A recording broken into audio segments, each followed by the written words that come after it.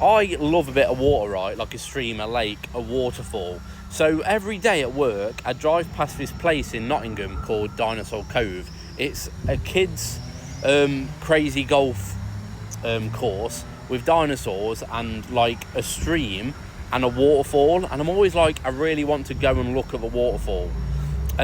So me being Pep Guardiola, master tactician, was like, I know, why don't I sort out taking my nephew to the Dinosaur Cove? So we are here today with my nephew who's gone to get food. I've got a bag on, you see the big dinosaurs in my back, and specifically just here to see the waterfall and let my nephew play golf. So yeah, I'll show you after.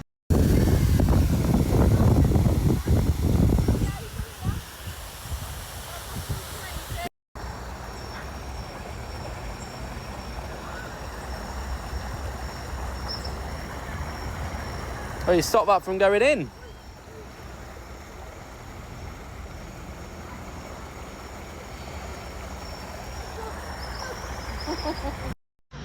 We've lost the ball in the water.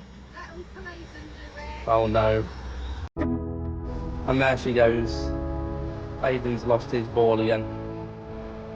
R.I.P. See you later.